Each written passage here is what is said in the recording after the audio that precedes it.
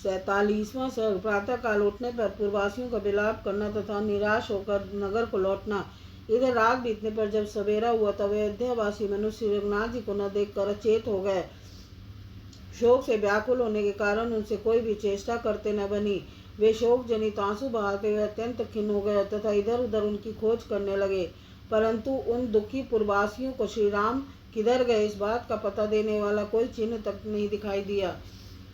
बुद्धिमान श्री राम से विलग होकर वे अत्यंत दीन हो गए। उनके मुख पर विषाद जनित वेदना स्पष्ट दिखाई देती थी। वे मनीषी पूर्ववासी करुणा भरे वचन बोलते हुए विलाप करने लगे। हाय, हमारी उस निद्रा को धिक्कार है जिससे अचेत हो जाने के कारण हम उस समय विशाल वक्ष वाले महाबाहु श्री राम के दर्शन से वंचित हो गए हैं, जिनकी कोई भी क्रिया कभी निष्फल नहीं होती। वे तापस वेशधारी महाबाहु श्री राम हम भक्त जनों को छोड़कर प्रदेश वन में कैसे चले गए। जैसे पिता अपने औरस पुत्रों को पालन करता है, उसी प्रकार जो सदा हमारी रक्षा करते थे वे ही रघुकुल श्रेष्ठ श्री राम आज हमें छोड़कर वन को क्यों चले गए। अब हम लोग यहीं प्राण दे दें या मरने का निश्चय करके उत्तर दिशा की ओर चल दें।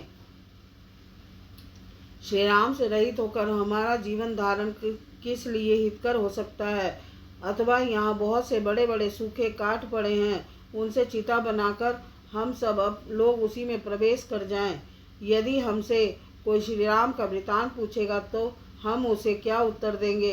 क्या हम यह कह देंगे कि जो किसी के दोष नहीं देखते और सबसे प्रिय वचन बोलते हैं, उन महाबाहु श्री रघुनाथ जी को हमने वन में पहुंचा दिया है। हाय, यह अयोग्य बात हमारे मुंह से कैसे निकल सकती है। श्री राम के बिना हम लोगों को लौटा हुआ देखकर स्त्री बालक वृद्धों सहित सारी अयोध्या नगरी निश्चय ही दीन और आनंदहीन हो जाएगी। हम लोग वीरवर महात्मा श्री राम के साथ सदा सर्वदा निवास करने के लिए निकले थे।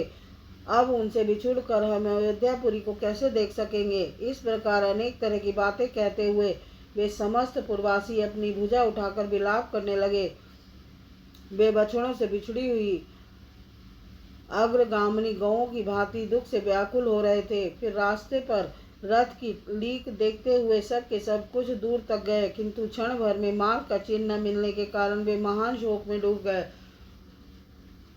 उस समय यह कहते हुए कि यह क्या हुआ, अब हम क्या करें, दैव ने हमें मार डाला। वे मनस्वी पुरुष रथ की लीक का अनुसरण करते हुए अयोध्या की ओर लौट पड़े।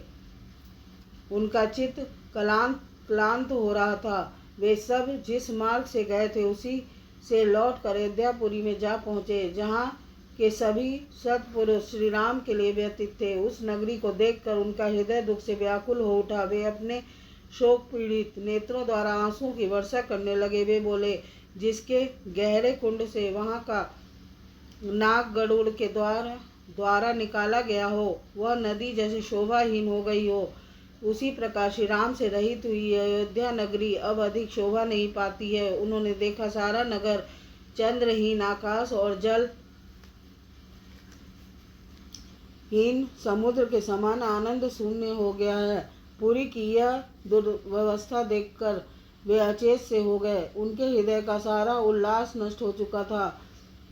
वे दुख से पीड़ित हो उस महान वैभव संपन्न गृहों में बड़े क्लेश के साथ प्रविष्ट हो सबको देखते हुए भी अपने और पराये की पहचान न कर सके। इस प्रकार से वाल्मीकि निर्मित आदि रामायणाधिकार के अयोध्याकांड में 47वां सर्ग पूरा हुआ। बोल सियापति रामचंद्र की जय।